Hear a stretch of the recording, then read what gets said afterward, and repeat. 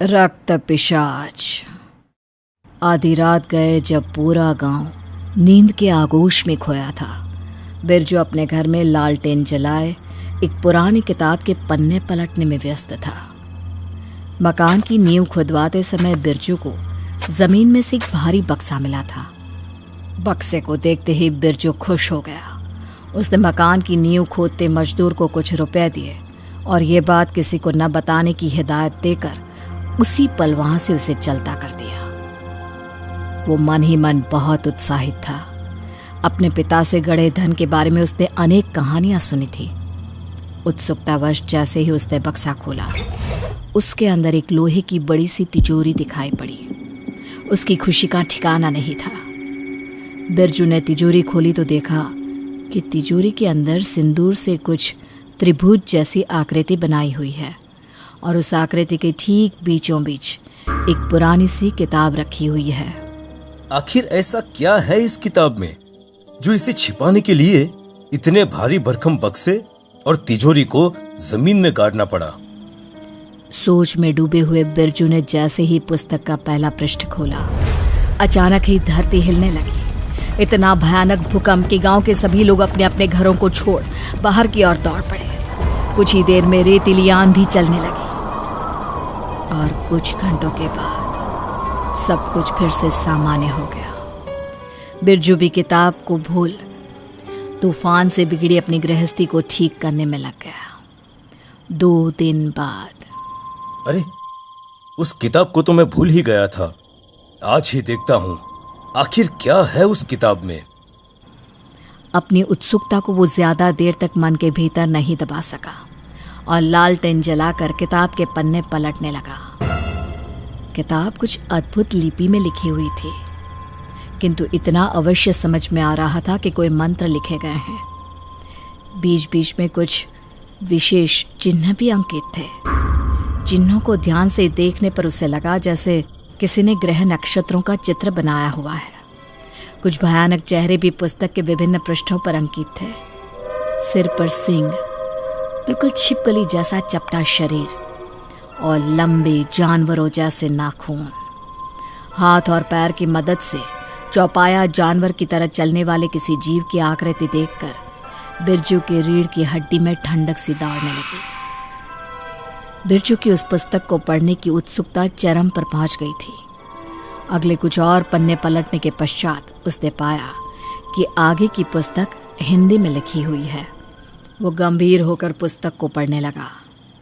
ये पुस्तक कोई आम पुस्तक नहीं है। इसमें आज तक की सबसे अद्भुत दैत्य शक्ति रक्त पिशाच को बुलाने और उससे लाभ लेने की विधि वर्णित है। क्या रक्त पिशाच? 3 पंक्तियां पढ़ने के बाद ही बिरजू का हलक सूखने लगा और पसीना उसके कानों को भिगोने लगा। रोमांच और भय के मिश्रित भाव के साथ उसने आगे पढ़ना शुरू किया। रक्त पिशाच एक अत्यधिक शक्तिशाली पिशाच है। एक बार यदि इसे अपने काबू में कर लिया जाए तो यह मनुष्य को पूरी धरती का स्वामी बना सकता है। धन, दौलत, ऐश्वर्य, खेत, खलिहान, ऐसी कोई वस्तु नहीं जिस पर यह विजय नहीं दिला सकता। बिरजू की आंखें चमक उठी। उसने अलादीन के चिराग के किस्से सुने तो थे, किंतु वास्तव में ऐसा कोई चिराग उसके हाथ लग जाएगा ये उसने सपने में भी नहीं सोचा था। लालच ने उसके दिमाग पर पर्दा डाल दिया था। पुस्तक में बताई हुई विधि और मंत्रों के अनुसार उसने पूरी तैयारी कर ली थी। तंत्र विधि करने के लिए सबसे पहले बिरजू को एक मानव खोपड़ी की जरूरत थी। आधी रात को ही वो शमशान भूमि में मानव खोपड़ी की तलाश में निकल गया। काफी देर तक भटकने के बाद उसे एक खोपड़ी मिल ही गई। खोपड़ी लेकर उसने पुस्तक में बताई विधि अनुसार जमीन पर पहले कुमकुम से एक घेरा बनाया और फिर बीचों बीच खोपड़ी को रख दिया। खोपड़ी के पास ही उसने यज्ञ प्रज्वलित किया और पुस्तक में दिए गए वर्णन के अनुसार ही खोपड़ी के पास तरह तरह की ज्योमेट्रिकल आकृतियां बना ली। किताब में बनी भयानक दैत्य की आकृति भी उसने जमीन पर उकेर ली थी। किताब खोलकर अब बिरजू ने मंत्रों को पढ़ना शुरू कर दिया। रात के तकरीबन 2 बजे, जब वातावरण में गहरी ठंडक फैल रही थी, पेड़ की डाल पर बैठे उल्लू सन्नाटे को चीरती आवाज के साथ नसों में कंपी बिखेर रहे थे और दूर जंगल से सियारों के रोने की भयानक आवाजें किसी अनहोनी का अंदेशा जाहिर कर रही थी। बिरजू पूरी तरह से तंत्र मंत्र में डूबा हुआ था। अब बस अंतिम आहुति देना शेष रह गया था। उसने एक झटके से पास में रखे चाकू से अपनी उंगली काटकर यज्ञ में चढ़ा दी। बिरजू की उंगली से खून का फव्वारा छूट रहा था।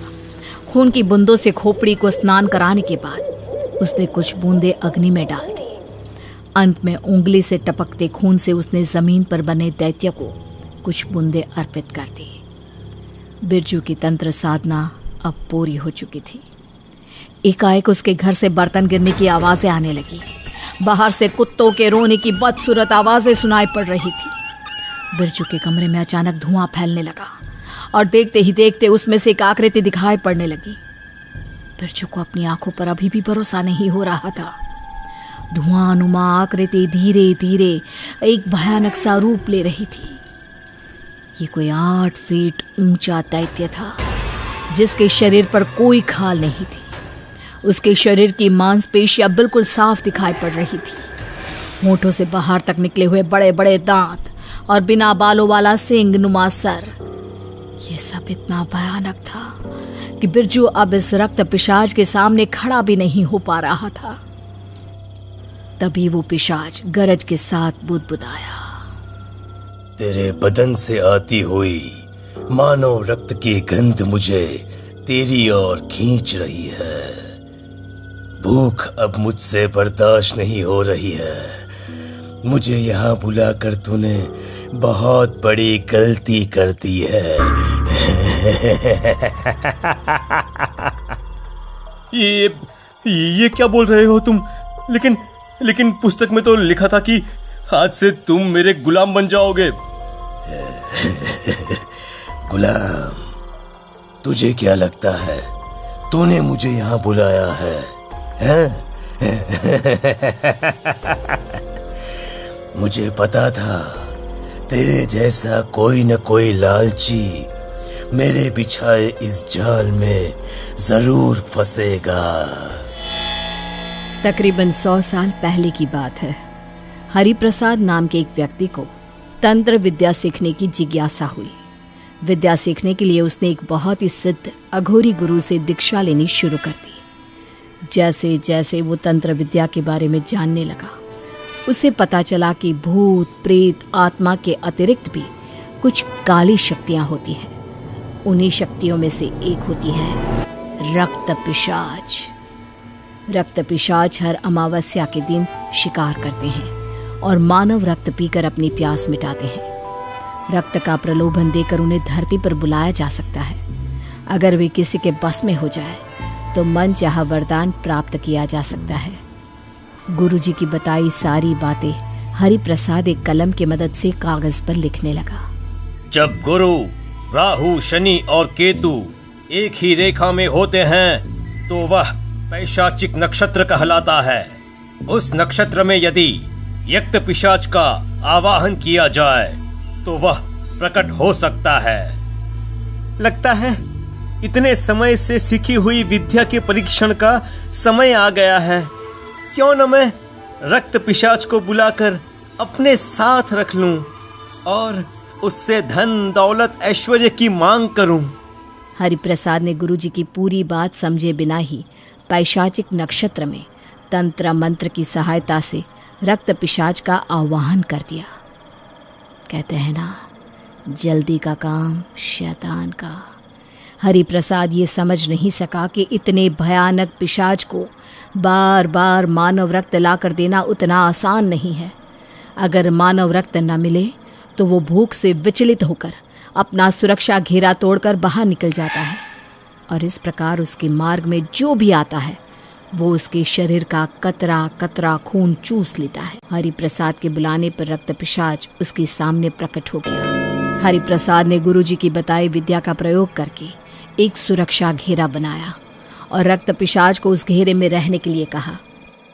मुझे बहुत भूख लगी है, जल्दी से मुझे कोई मानव ला कर दो, नहीं तो मैं तुम्हारा शिकार कर लूंगा। रक्त पिशाच की बात सुनकर हरिप्रसाद के पैरों के नीचे से जमीन खिसक गई। वो दौड़ते हुए शमशान भूमि से बाहर निकल गया। कुछ दूरी पर एक गरीब भिखारी पेड़ के नीचे सोया हुआ उसे दिखाई दिया। हरिप्रसाद ने उसे जगाया और कहा, देखो, मेरी माँ बहुत बीमार है, शमशान भूमि के पास जमीन पर गिरी पड़ी है। उसे उठाने में मेरी मदद कर दोगे प्लीज? वो आदमी हरिप्रसाद की बातों में आ गया और उसके साथ शमशान भूमि में पहुंच गया। वहां सामने एक भयानक पिशाच को खड़ा देखकर उसके रोंगटे खड़े हो गए। पिशाच के बदन में सैकड़ों घिनौने कीड़े रेंग रहे थे और शरीर की मांसपेशियां बिल्कुल साफ दिखाई दे रही थी। ऐसा लगता था जैसे उसके शरीर से खाल खींच ली गई हो। पिशाच को देखकर भिखारी अपने कदम पीछे हटाने लगा। तभी उस पिशाच के शरीर से कुछ कीड़े रेंगते हुए भिखारी के शरीर पर चढ़ गए और उसका खून चूसने लगे। भिखारी पूरी ताकत लगाकर चीख रहा था। दर्द के कारण अब वो खड़ा भी नहीं हो पा रहा था। तभी पिशाच ने अपने लंबे हाथों से भिखारी की गर्दन पकड़ी और उसे घसीटकर अपने पास ले आया। भिखारी को दर्द से तड़पता देख वो जोर जोर से हंसने लगा। अगले ही पल उसने अपने शरीर पर रेंगते कीड़ों को उस भिखारी के ऊपर छोड़ दिया। उसके शरीर के हर हिस्से पर अब वे खून चूसने वाले कीड़े चिपक चुके थे। कुछ ही देर में उन कीड़ों ने उसके शरीर का बूंद बूंद खून निचोड़ लिया। उसके बाद वे पिशाच के शरीर में वापस चले गए। कुछ देर बाद, तुमने मुझे खुश किया है। बोलो बोलो, क्या मांगते हो?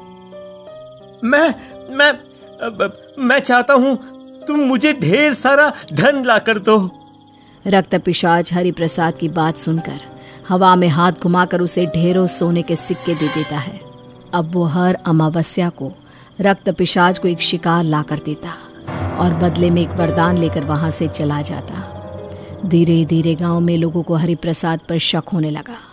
देखो, गांव के लोगों को मुझ पर शक हो गया है। अब कुछ दिनों तक मैं तुम्हें कोई शिकार नहीं दे पाऊंगा।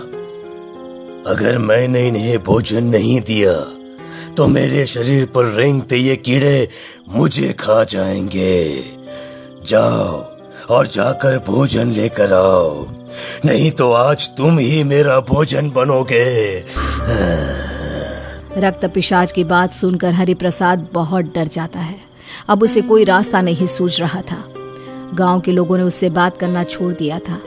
अब कोई भी उसकी बातों में नहीं आने वाला था। कोई और रास्ता ना देख वो रोते हुए गुरुजी के पास पहुंच जाता है। मुझे माफ कर दीजिए गुरुजी, मैंने आपके दिए ज्ञान और विद्या का दुरुपयोग किया है। वो रक्त पिशाच भोजन मांग रहा है। अगर मैंने उसे भोजन नहीं दिया तो वो पहले मुझे मारकर मेरा रक्त पिएगा और उसके बाद गांव में जाकर सब कुछ तबाह कर देगा। कुछ कीजिए गुरुजी, कुछ कीजिए। नहीं, तुमने बहुत बड़ा अपराध किया है। अब मैं तुम्हारी कोई मदद नहीं कर सकता।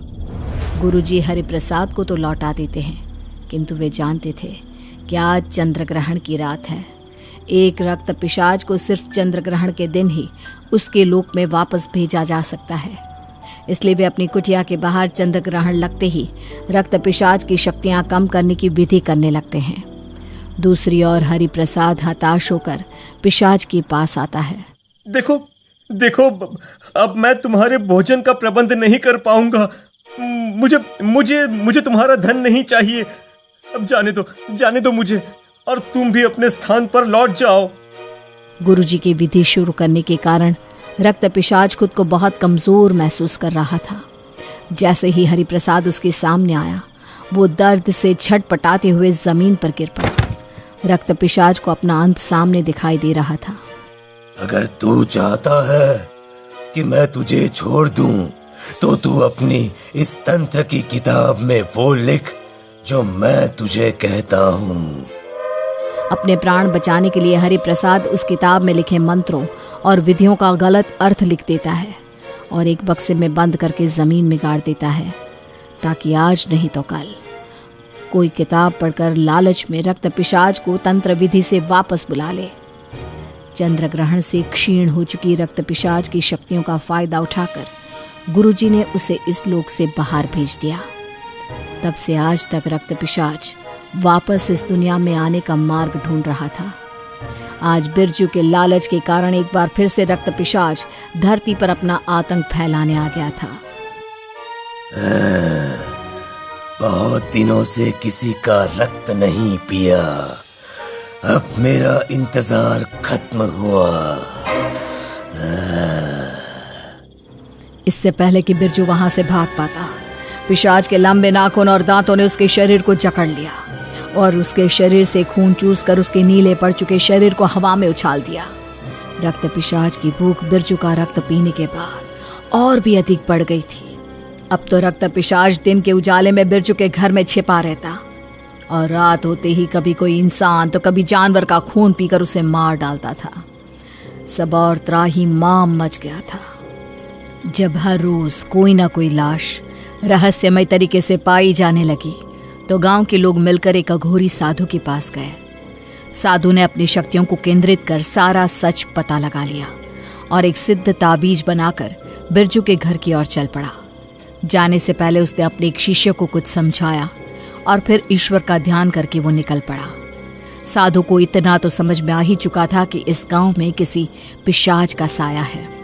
बिरजू के घर में कदम रखते ही साधु को जैसे एक जोरदार झटका लगा और वो छिटक कर दूर जा गिरा। झटका इतना जोरदार था कि उसके शरीर के एक हिस्से में लकवा मार गया था। वो अभी भी अपने कार्य के लिए संकल्पित था। घिसटते हुए उसने फिर से घर के भीतर प्रवेश किया। सामने से पिशाच गर्दन टेढ़ी करके छिपकली की तरह जमीन पर सरकते हुए बाहर निकला। चला जा यहाँ से, चला जा। साधु ने पिशाच के पास पहुंचने का प्रयत्न किया, लेकिन उससे पहले ही साथ खड़ी दीवार भर भराकर उस पर गिर पड़ी। पिशाच का अट्टहास वातावरण में गूंजा और साधु की उसी पल मौत हो गई। गांव वाले दूर खड़े सारा मंजर देख रहे थे। साधु बाबा की मौत की खबर सुनते ही उनके शिष्य ने पूरे गांव को इकट्ठा किया और कहा, गुरुजी को शायद पिशाच की शक्ति का अंदाजा था, इसीलिए वह मुझे एक अंतिम उपाय बताकर गए हैं। गुरुजी के अनुसार पिशाच को अब तक क्रोध आ चुका होगा। वो हम सभी को हमारी गंध से पहचानता है। हम यह गांव छोड़कर जहां भी जाएंगे वो हमारे पीछे पीछे वहां आ जाएगा और इसीलिए सबसे पहले हमें इसे इसी गांव के भीतर बांधना होगा। भाइयों, ये बलिदान का दिन है। हम सभी को अपने घरों की कुर्बानी देनी होगी, क्योंकि जितने लोगों का रक्त इसे मिलेगा इसकी शक्ति बढ़ती जाएगी और इस तरह ये पूरी धरती का स्वामी बन जाएगा। इसलिए आज रात ही हम ये गांव छोड़कर चले जाएंगे। गुरुजी के बताए अनुसार सबसे पहले गांव के लोगों ने बिरजू के घर में आग लगा दी ताकि वो किताब नष्ट हो जाए। उसके बाद उन सभी ने सामूहिक रूप से गांव छोड़कर घरों में आग लगा दी। गांव वालों के जाने के बाद पिशाच एक घर से दूसरे घर घूमता रहा, लेकिन उसे कोई भी जीवित मानव नहीं दिखाई पड़ा। अंत में लंबे समय तक कोई शिकार न मिलने पर वो सुप्त अवस्था में पहुंच गया। पिशाच ने गांव की सीमा पार करने का भी बहुत प्रयास किया, किंतु बाबा ने सिद्धियों से अपनी मृत्यु पूर्व ही पूरे गांव की सीमा को हनुमान बाबा की भभूत से स्पर्श कराकर किलित कर दिया था। अतः वो इस गांव से कभी भी बाहर नहीं निकल पाया। कहते हैं वो रक्त पिशाच अभी भी उस गांव की सीमा में कैद है। उस गांव में वीरान हो चुके मकानों के खंडहर आज भी देखे जा सकते हैं।